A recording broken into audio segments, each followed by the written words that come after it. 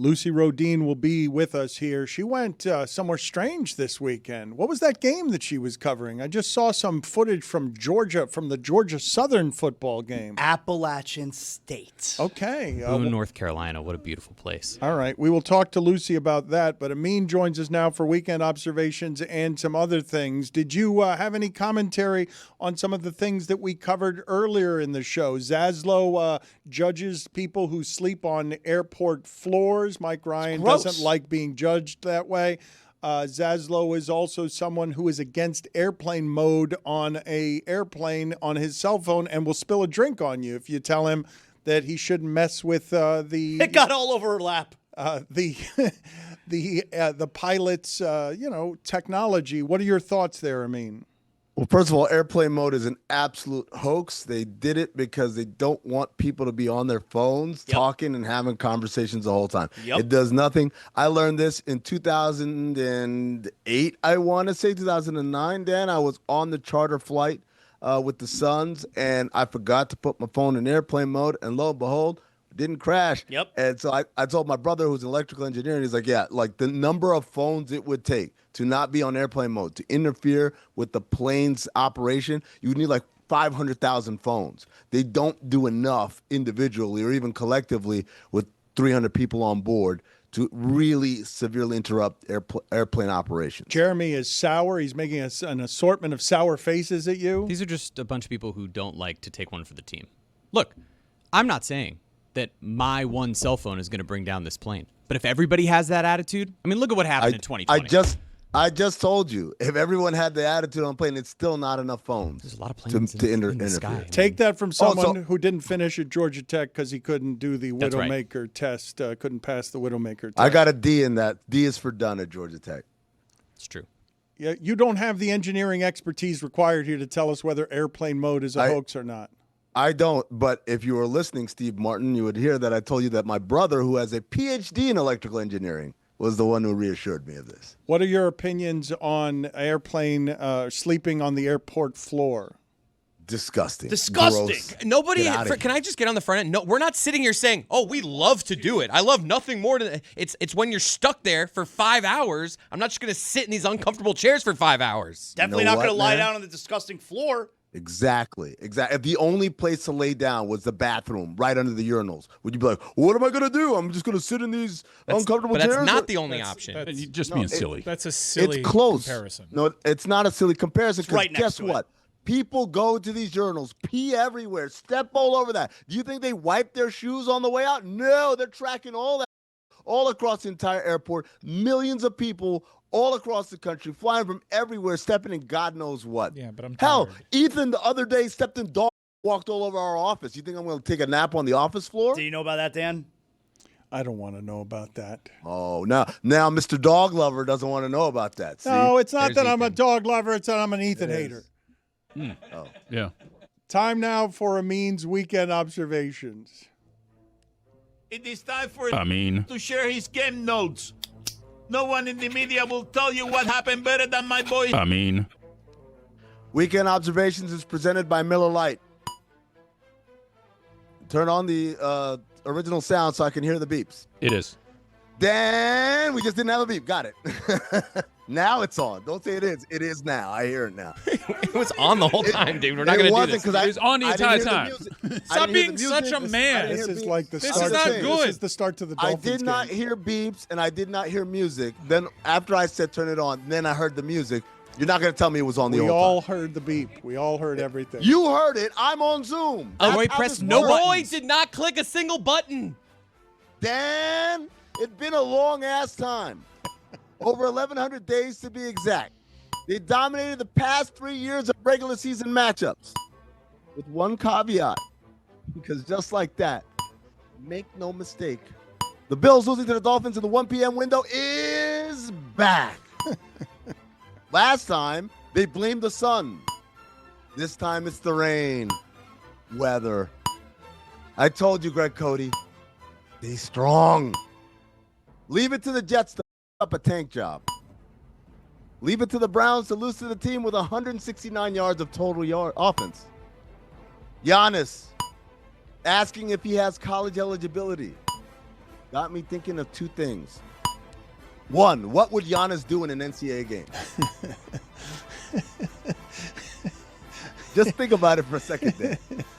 Imagine Giannis playing against teenagers. Yeah. Number two, wouldn't it be hilarious if he was okayed by the NCAA only to be deemed academically ineligible?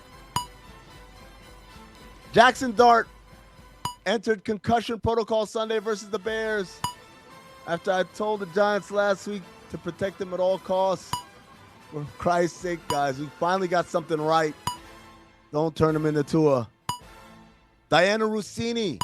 What'd she say? Everyone owes you an apology. Davis Mills. Clutch. Led a 26-0 Texans score in the fourth quarter. She said that if anyone called the Texans, it would be no way and they would hang up the phone. I don't believe that that is something that the Texans should do. You guys laughed. And then what did he do yesterday? Clutch. That was Saved the day. Jags being not clutch. That wasn't Davis Mills being clutch. Achan made the Bills his bitch. Wow. Mike, you asked if AI can be harassed. I think the distinguished gentleman from Mauritania on Pluribus would say you cannot. It's a good show. Oh my God, that It is show. a good show. Is Pluribus just the Rick and Morty episode where Rick dates the Unity? Daniel Jones' mouth looked like he was an extra on True Blood. It's okay. What was that white stuff all over my screen in Giants versus Bears?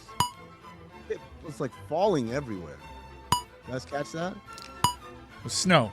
It was snow games Oh, this weekend. Snow games. That's what that was. Okay. So it's doing that now, huh? It was early for that, right? Early November? It's a little early for snow games, isn't it? And college basketball. I live in Phoenix and I work in Miami. I wouldn't know. Dan wanting to talk about the World Series. Congrats, Chris. Great get for the slow report. Man, it was 10 days ago. What are you talking about? Two things that people weren't talking about, though. Zoe Saldana dancing in a T-Mobile ad while chanting, I got rhythm, I got rhythm. The number can't be that high, guys. It just can't. Jackson Smith and Jigba. Too early to call him the best wideout in football? I mean, every time I look up, they're in the first quarter. He's got 4 catches for 82 yards. Jacksonville.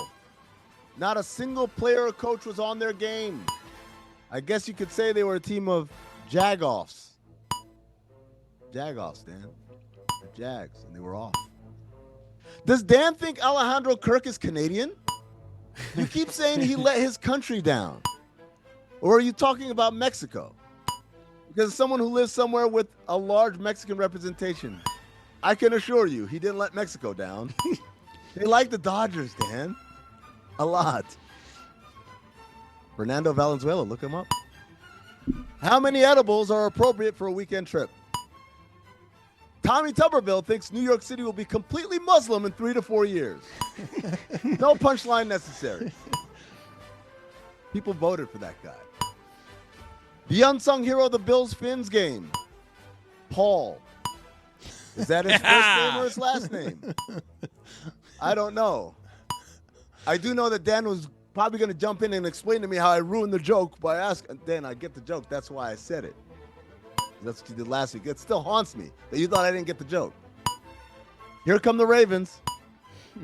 If you bring a ton of edibles on a trip, make sure they're in a secure place, or else a dog might get into them. Oh, no. No. That's a very dangerous situation. No. Although simultaneously makes for a lot of hilarious photos of a dog high off its ass. I don't condone leaving edibles out for a dog to eat, but we can agree the ensuing photos are in fact hilarious. Lot of Hitler references in that Berlin game. Supercharge that. But yeah, they definitely hit the over on references to that particular despot. All because they played a game in that capital city. On to something completely different. Donald Trump was at Lions Commanders. Did Trump think the Fox national broadcast was the Commanders broadcast? He kept saying things like, now your ratings have gone up because you have hope, because they have a quarterback. And you have a wonderful owner in Josh and his group. Funniest part of the weekend, When Trump was leaving the booth, he tried to dap up Jonathan Vilma. Did you guys see that? Did not. But he tried to. He gave him like the half shrug, hit him in the back, but then he shook his hand for some reason. I've told you the story of one of the most awkward moments like that I've ever seen. Involves Greg Cody, Bourbon Street, Ray Lewis ending up in a mink coat on Bourbon Street, trying to do that with Greg Cody. Greg Cody got totally turned around and ended up with his back to Ray Lewis while trying to do trying to do a handshake. He did. He got turned around. He ended up inside of his mink in a way that was totally awkward with his back to Ray Lewis. How many Steeler fans were at that Chargers game? It was so loud. They travel well. Or was that just Dave Damashek yammering away enough for 70,000 people? Yammershek. Charlie the Ruiner. I'm disappointed we didn't get Cody saying "Bay." Anyone else? No? Just me. Got it. Mike McDaniel said in post-game comments, quote, "I'm happy that everyone gets to see the side that I see. I see guys win, lose, or draw, focus, and lean in and buy in." Tua backed him up, saying, "Karma, karma, karma, karma, karma, chameleon. We beat a great team today, and I'm proud of the guys in the locker room." Lou Diamond Phillips. Don't judge me, you hypocrites. You guys all say, "Oh, Tua lost it. Oh, Tua doesn't have it anymore." Why do you think that is? Because of the CTE. You're not going to take the fun out of that from me. Fun Here's cushions. the science. What's up? Fun cushions. Fun cushions. There you go. Fun CTE. Here's the science, a Bar Rescue podcast. Me, Zach Harper, Chelsea Reynolds, and Colin Cassard pull back the doors, bust open the books, and make the call for your support. Live Washingtons at noon Pacific, 3 p.m. Eastern every Monday. Like, subscribe, rate, review, wherever you get podcasts. What are you doing? Had a dream. What is that? That was just What's promo. that? That's a You're promo. just doing a That's a promo promo. in the middle Observation of was just a weekend observations. That's straight not promo. That's right. observations. That's Observe I made this an promo. observation that I have a podcast every week. It's about Bar Rescue. We Subtle. do a live Washington on Mondays, and the episodes come out on Tuesdays. What? Had a dream. Dan announced his retirement live on air mid-show. Dude, the fans were going nuts. The crew was stunned. The big lead and awful announcing were scrambling to put out newsers. David Sampson was irate that Dan didn't leverage the moment in a better way. Local and national news outlets were blowing up all our phones with interview requests. I was the only one who thought it was hysterical. I just kept laughing. Because I told Sampson, I think he's doing an Andy Kaufman thing. He's not retiring at all. It was just a joke. You had a dream? This was in Yeah. your sleep? Yeah, it's in my sleep. It's a very And I was- detailed dream. I don't remember any of My shit. dreams, my dreams are detailed. I write them down, Zaz. No one believes me, but I write them down. Also, for some reason, I had faxes all over my house, like it was Back to the Future too. Like it's like, oh, Dan retired. Like what? Why do I have a fax machine in the bathroom? Top 5 things I think is funny, but other people think is no laughing matter. OLI. A dog getting super high. Serious, but it's also funny. Number 5. My story about how Vanessa Carlton was destitute until the movie White Chick saved her career. Number 4. Dan fake retiring in the middle of a show. Number 3. Tua CTE jokes. Fun cushion. Number 2. The Instagram account Kids Getting Hurt. And the number 1 thing I think is funny, but other people think is no laughing matter. The missed connections bit I do. Missed connection. You were the stunning beauty who commanded everyone's attention and stopped traffic. I was the guy you T-boned in the middle of the intersection. Texas moved up 2 spots in the polls despite being idle. Bull- GT plays BC next week. About to bring a dark clouded world and put the sun down on their ass. What's up, Trevor? Go to hell, BC Mike. Speaking of hell, Art Briles knows are the weekend observations. What level of crushed were you by Georgia Tech losing to NC State and that way? Like, is that the most that a football loss has ever hurt you? No. I mean, Dan, you got to understand, man. I went to school with Joe Hamilton. He was my next door neighbor. I saw like the peaks of we're about to win a national championship if we can beat Peter Warwick and the Florida State Seminoles. Like that's the pinnacle. This is just gravy. Like I'm happy for my school. It's fun. It sucks that we lost to NC State, but as Mike tells me, they win that game every single time when their coach needs to save his job. Yeah, it's a trademark save Dave Doran job game. Do you have any updates for us on Ja Morant? Is he going to get moved? Well, Dan, I talked to John Krasinski, not that John Krasinski, the other one, the one who works for the AP who covers the Minnesota Timberwolves, and he said the T-Wolves are checking in on that situation. They're monitoring. They're monitoring? Point guard. They're monitoring the situation.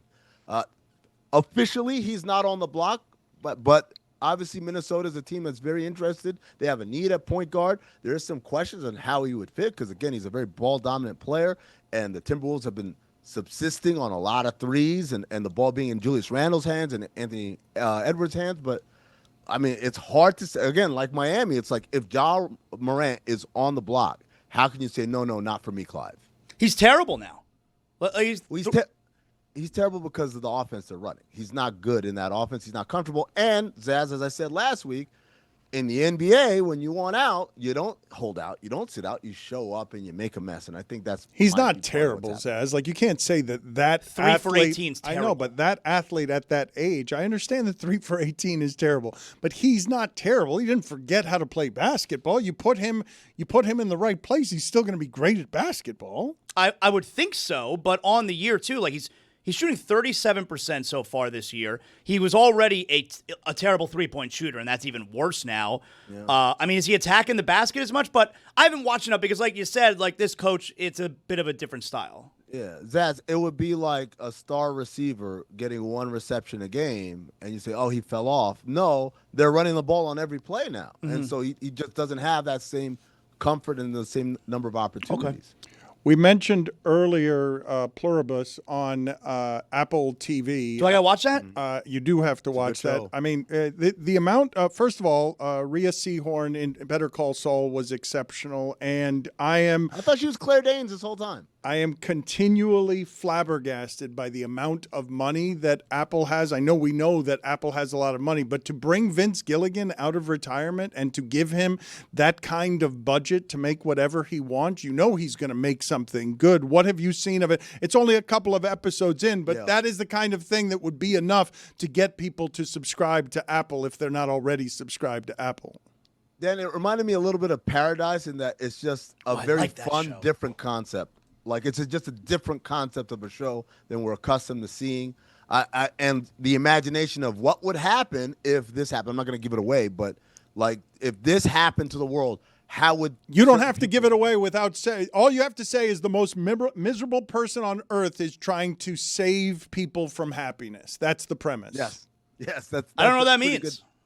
Yeah, okay. You got to watch the show. But Dan, I'm gonna tell you one thing. It's incredibly well written and beautifully shot, as you mentioned. It's not unlike Frankenstein, which I saw on Netflix, which is also well written and beautifully shot, but needed an editor because again, enough with these streaming people giving these movie makers, make however long a movie you want. 2.5 hours for us to just have Oscar Isaac laying in a bed half the time telling the story is just a little too much. It is weird, though, that we can watch an 8-part series, no problem, 8 hours, but 2.5 hours in one movie is too much. It's just a weird thing that's happening. Our brains are broken here. I don't know if it's our brains are broken. I think there's an expectation. Movies are supposed to be a story told continuously within a certain amount of time, whereas TV shows, they have arcs and they have mini arcs in between, and it's designed to have a much longer watch because there are these peaks and valleys where they get you back in with a cliffhanger. You can't do that in one sitting in the movie. It's too much. What's your cutoff point on how long a movie has to be where you check out on it? Because 2.5 hours is too much for me. If I see 2.5 hours, I'm unlikely to watch it. What is your cutoff point? Cinephobe listeners know if a movie's longer than 2 hours, automatically my interest level goes before it's even started. Most movies now, I feel like, are over 2 hours. Because they let these jamokes do whatever they want, Zaz. Like, I'm an auteur. Let me do the longest movie ever. It's art. And like, yeah, go ahead. Here's money. I'm Netflix. That's why. Now, again, Guillermo del Toro is a great movie maker. And so I had the patience. You know what? I'm going to have the patience. I'm going to try and watch this one sitting. It took me 2 sittings. I liked it. It's a good movie. It just needed to be edited down. Amin, thank you. We will check in next week. Thank you. You held down the fort in a way that was admirable last week. Everyone is celebrating how well you did last week. Thank you for your help last week, sir. You're welcome. I'll be there on Wednesday. I don't have to check in next week. Okay, I didn't know Feels that. like next week. All right, I didn't know that. I thought Cody was going to be here today. I thought Stugotz was going to be here a month ago. I don't know. Jumping Charlie I don't know when anybody's going to be here around here. Furniture. Jumping Charlie's attacking furniture. The cats are slapping him in the face. Come on, man. You Cody expect Show, Greg check to it work out. under these conditions? Lucy Rohden next. I love App State University, and I love you, Mom. 6-7! Yippee!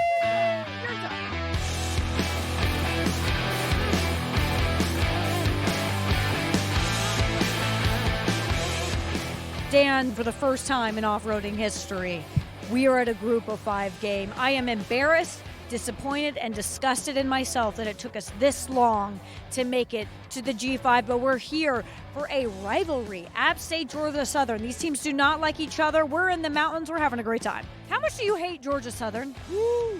Let's just say they stink. I got nothing good to say about Georgia Southern. Not one good thing? Nothing. Not a damn thing. On a scale of 1 to 10, how much do you hate them? 11. We are not fans of Georgia Southern. How would you guys describe the group of 5 experience compared to the Power 5 or 4? I think the community comes together real well. I mean, you see we're out here on a Thursday night. A lot of us got classes tomorrow morning, but we're still here. So Such nice people, a great university. This town wouldn't be the same without the University of App State. Older generations from App State that still come to the games over and over again, win or loss. They still come back every weekend, every Thursday night. They're here and they're ready to cheer on the team. everyone needs to experience the hill at least once in their life. What should I be prepared for if I go to the hill? Exactly what it sounds like. It is a hill that students go down and just have the wildest time of their entire lives every single week. How many people do you see sliding down the field on a game basis? How many would you estimate? At least 15, I think. 15 to 30. So I understand you're the OG game bib wearer. How did this start? This started with a group of friends back in 2012. We were showing up in these every single week. We ended up being told by the coaches that they ended up telling all the recruits about us every single time they were going out to get freshmen as well. Oh, that's so cute. Do you guys have a name? Stripe Squad. Stripe Squad is good. How do you feel when people pronounce Appalachian as Appalachian? It makes me so mad. It's the South. Respect it. Nails on a chalkboard drives me insane. Absolutely terrible. She keeps doing it. Pronounce it right, Rose. Appalachian. Dan, if you're like Lucy, you seem different. You seem sad. Is something wrong? Yeah, there is. While we were doing the interviews, a kid called me Unc. He said, "Oh, so you're Unc?" What? He was like, "So what year did you graduate high school?" I said, "Oh, a long time ago." Because, "Oh, so you're Unc?" That's the kid that called me Unc. That's the kid that called me Unc. Peanut Pete, Peanut Pete, Peanut Pete, Peanut Pete. Peanut Pete here thinks he can do my job better than me, and he said I'll do the interview. Well, he said it with his eyes, so. Yes, sir. Have you ever tried a tailgate with a peanut before? It's very difficult. I just ate a peanut. How do you feel? Yo, that's cannibalism. Oh my goodness. And I love peanuts. Of all the snack nuts, they're my favorite. Oh, yeah. Honestly, pistachios, each. Everybody wants to be his friend. Everybody wants to talk to him. What? Just because you're handing out delicious snack nuts, everybody wants to hang out with you and not me? Hampton Farms peanuts are my favorite. Woo! I don't like sharing the spotlight. I could go home. No one would notice.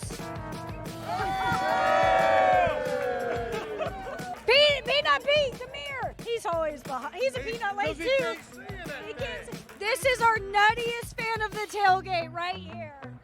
Hell yeah.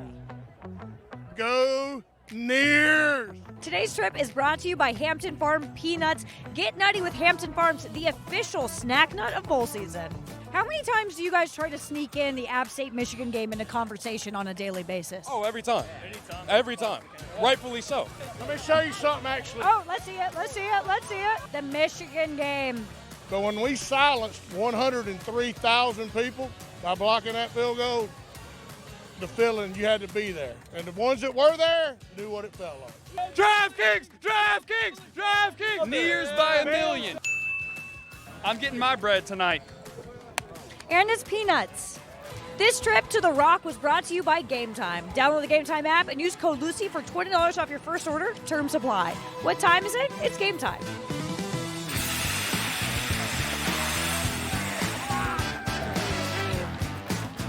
Dan, now App State did not win today, but we had a blast. We got to get more Group of 5 games on the schedule. But as they say here in Boone, lovely Boone, roll nears, drink beers.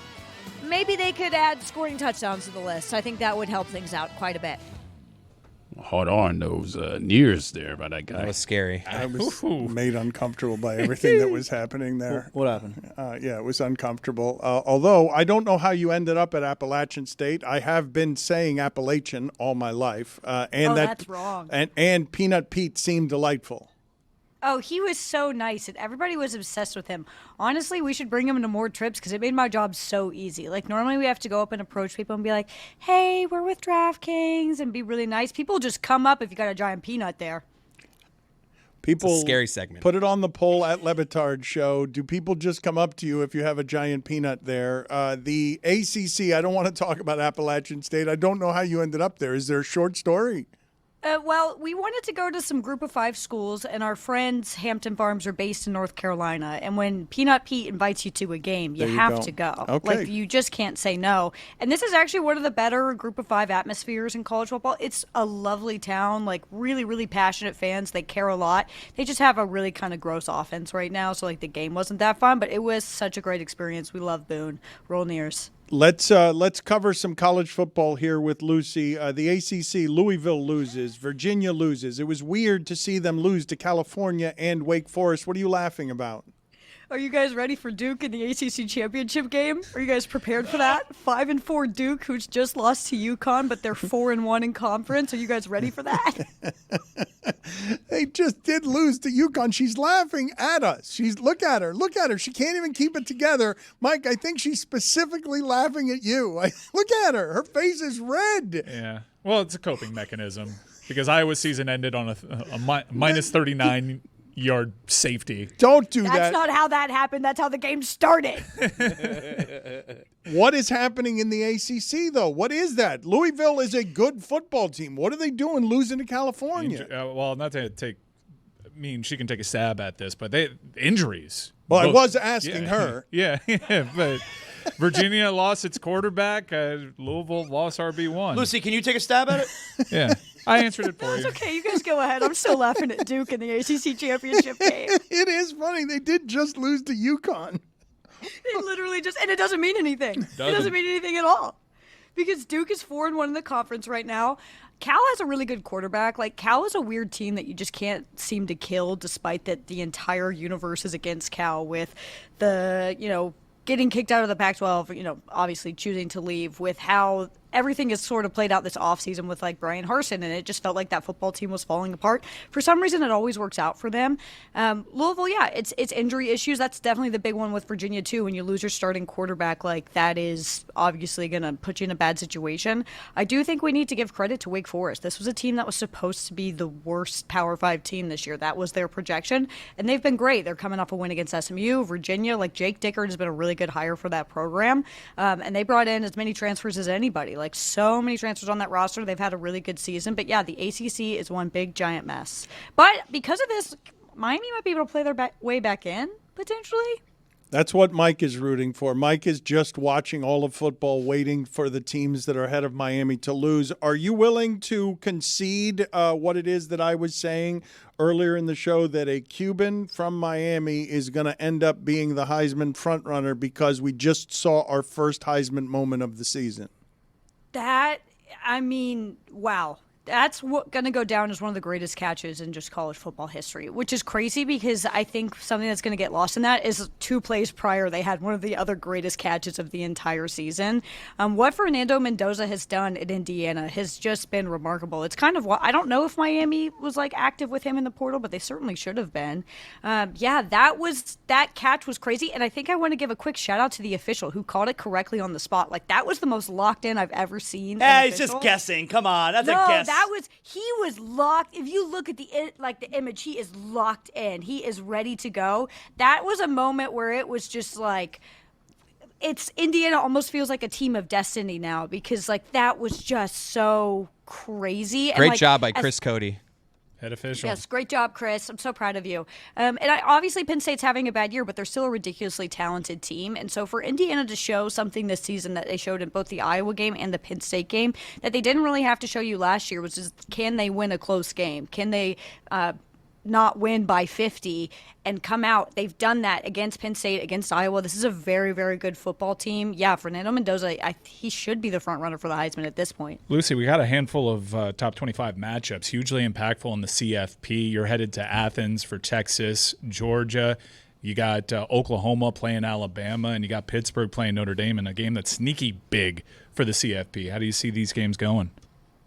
Yeah, I'm a big believer in Notre Dame, so I actually don't think that Pitt-Notre Dame's game is going to be very close. I think Pitt has the potential to screw something up every time. Like, that's just what their season comes down to, sort of like what Louisville does.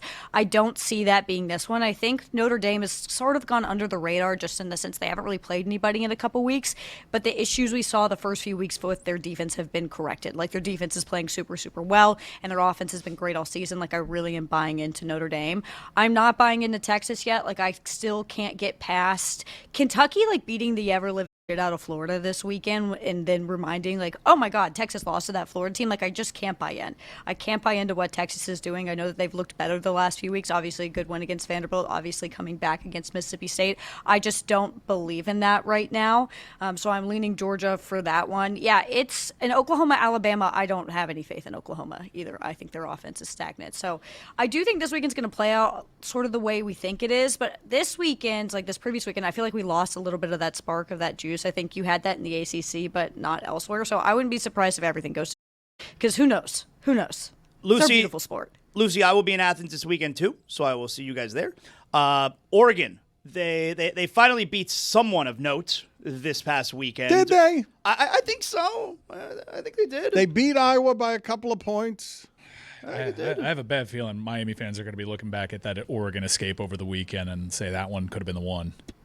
Like, Lucy, do we believe in Oregon at all? Well, so here's the situation. That one hurt a lot. Hurt my feelings. I posted on my Instagram story 13 times. I was so sad about it. None of you checked in with me, by the way. I do think that's a good win because I think Iowa is, despite what happened, a very good team. They have 3 losses this season by a combined 10 points, and every single one of those losses, Iowa had the lead with 2 minutes left, which is like devastating, and I want to throw up and cry everywhere.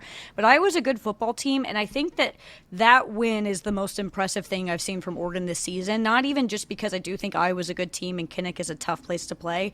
If you can get dragged into the slop, into the mud, and go into Kinnick Stadium and have to play the most gross, disgusting football game you've ever played in your life and come out with a win, that is a thing that teams cannot do. It's very difficult to win there. And if you play Iowa style and you out Iowa, I believe in you, even if it did make me sick to my stomach and I'm devastated inside, and Iowa couldn't even punt that game. We couldn't even punt. It's the one thing we're supposed to be good at. We couldn't even do it. How are your friends supposed to handle a devastating defeat like that? Because you say we didn't check in on you, and when I lose a game like that, I don't want anybody texting me. I'd rather people leave me alone. In fact, I deeply appreciate anybody that doesn't text me on those weekends. I never text you because I know that about you.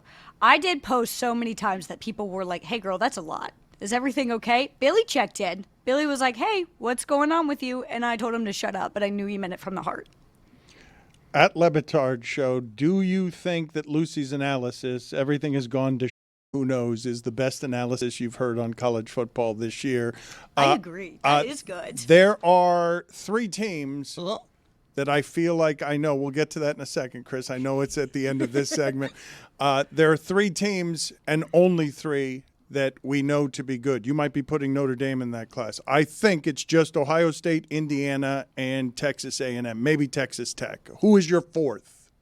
I would put Notre Dame or Texas Tech at my fourth. That BYU win was impressive. I think BYU only had 9 plays in Texas Tech territory that entire game. And it looked close if you weren't watching it, but Texas Tech just wasn't like converting in the red zone. Like, they easily could have won that game by 60 points. They were so dominant over BYU in that. But I think, you have to look at what Texas A&M did. They didn't struggle with Missouri this weekend. They were able, that's what A&M is doing well, is they're really not messing around. They did it a little bit against Arkansas, but they're winning every game they should. They have not played the most difficult SEC schedule. They've played a lot of teams that have fired their head coaches, which is about half of the SEC at this point. I think A&M, you'll really be able to sort of figure out what you're dealing with when they play Texas to end the year, because I think that'll be their toughest opponent of the season so far. But yeah, I would go Ohio State, Indiana, A&M, Notre Dame. I would put Texas Tech up there. I would put Oregon up there after what we saw this weekend.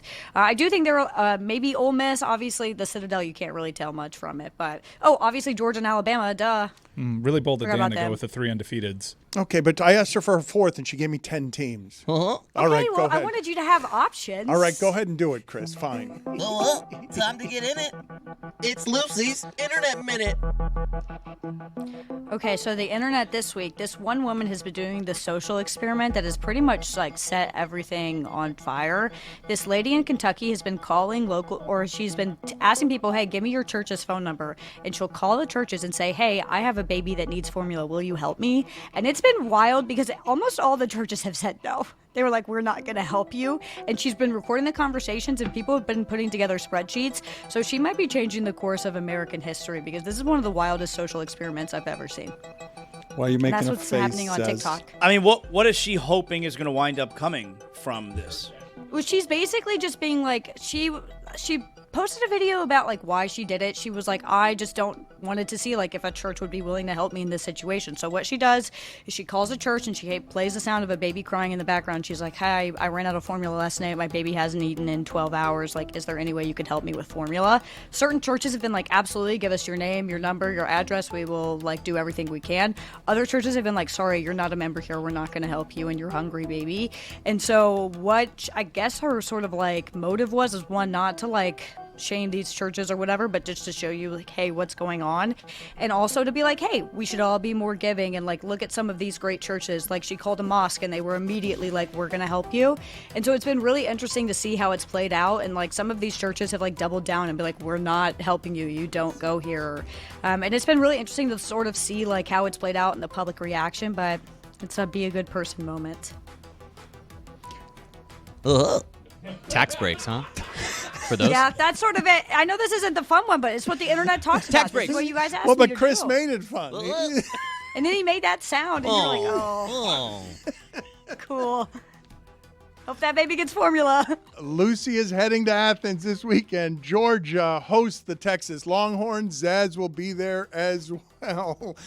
Chris, thank you. Just great imaging.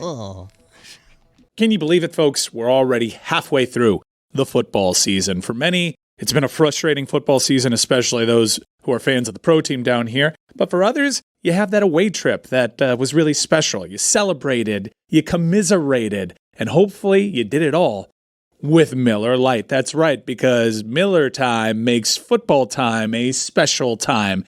Game days, they just hit different with a Miller Lite in your hand. From jaw-dropping touchdowns to fantasy heartbreaks, it's the beer that is there for every moment. 50 years of great taste, simple ingredients, and that iconic golden color you can spot from across the room.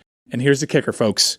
It's just 96 calories and 3.2 carbs per 12 ounces. The original light beer since 1975, and still hitting different 5 decades later. So whatever your game day experience looks like, remember, Miller time is always a good time.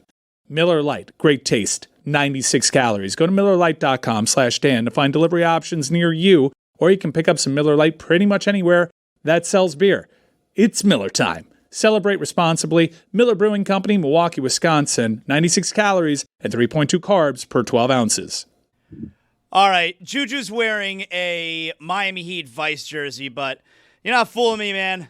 We all know what happened yesterday. Dolphins beat the Bills. You know that's where we're starting. You're not fooling me, Juju. You got to eat that one, Juju. Come on now. Come on. Yes, sir. You're right, brother. Like, there is no excuse.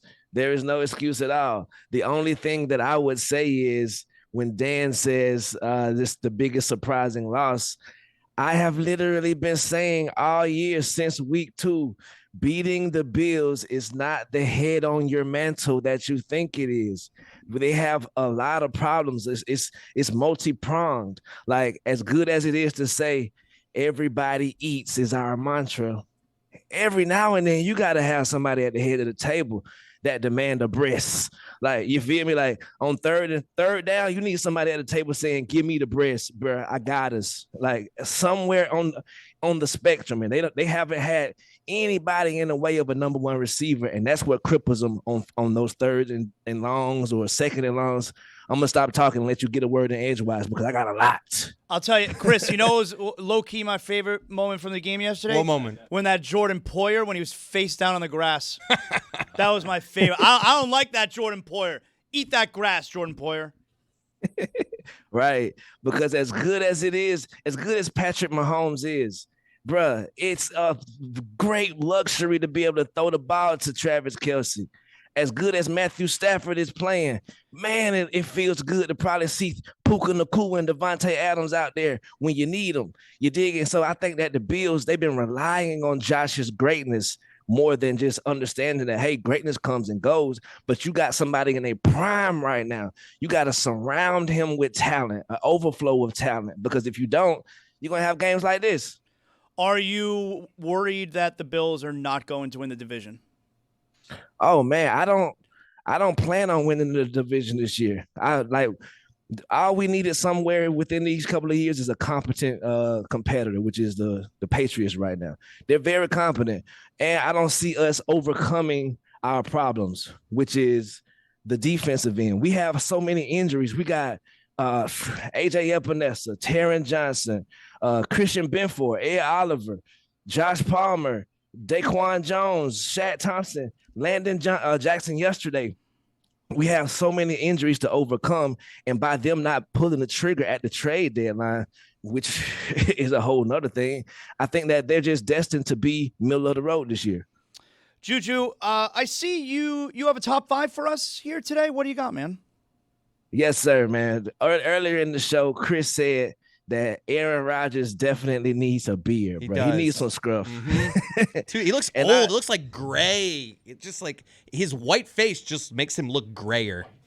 Right, bro. It looks terrible. I was watching it as well. His mean face, his angry face he be looking at his teammates with, I'd be like, man, hell nah, bro. You look too angry. So it made me come up with a list of top 5 people in sports that should not cut their beards.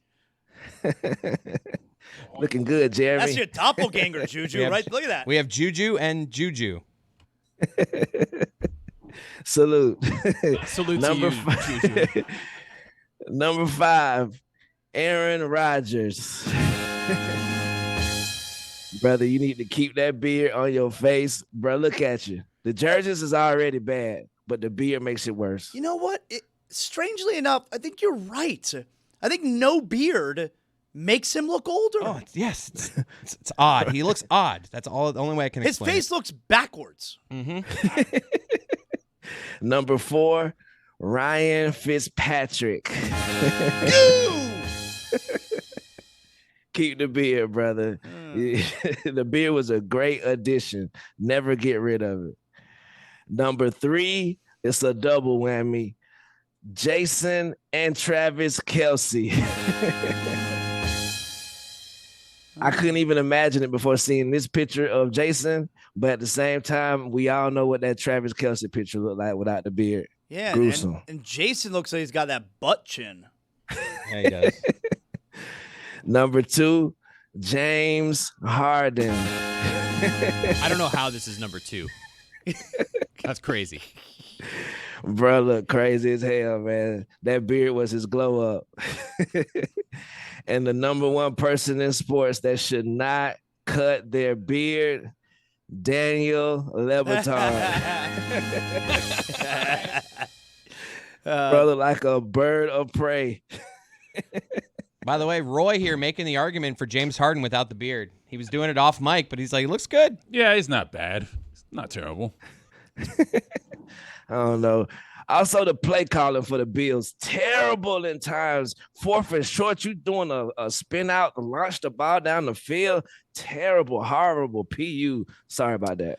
Well, Juju, we see you are wearing your Bam Adebayo Miami Heat Vice jersey tonight. The Heat emotional. The Heat have what I call a show me game. There's a lot going on in the NBA right now. So you know what? Let's get to our MVP update. Oh, yeah. MVP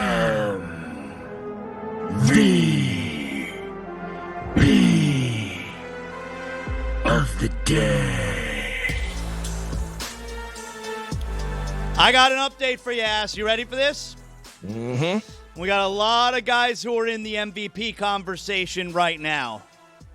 If we're going to have a conversation about MVP, it might need to start with Tyrese Maxey. You see what Tyrese Maxey was up to this weekend?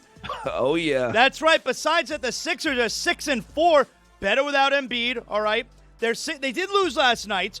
They're 6-4, back-to-back 30-point games this weekend for Maxey.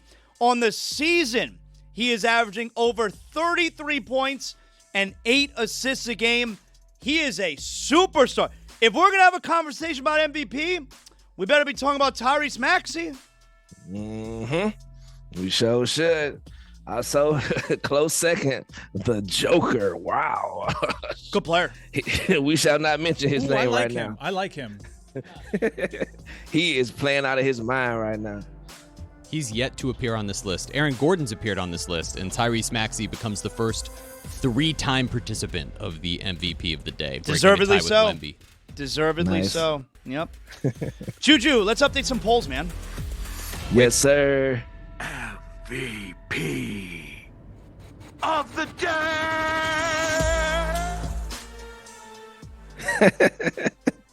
That thing be jamming. Do you judge someone who sleeps on the airport floor? I know 68%. Juju. I know you, Juju, and I know where you stand on this. Never. Yeah, you already know, right?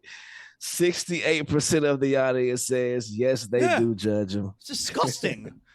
Once again, I don't prefer to do it. It's when you have like 4 hours. What else am I going to do? 4 hours? I did it this past Saturday night, and not for a second did I say, you know what I want to do? I'm going to lie down on the floor. After like 2 hours of sitting on that chair, you're like, oh, I got 2 more hours of this. What am I going to do? Oh, no. Do you believe in airplane mode on your phone? 60% of the audience says no, they don't, Jeremy. I mean, how's it that low? It's crazy. Right, I thought it would be higher. Is Sicilian pizza the best pizza?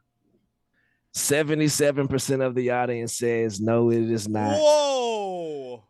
Damn. Do you drive with your arm out of the window? Dad move. 52% of the audience says yes, they do. Really? I can't tell you the last time I drove with my arm out the window. Right. Do the Jacksonville Jaguars think that Davis Mills is Patrick Mahomes? 78% of the audience says yes, they do.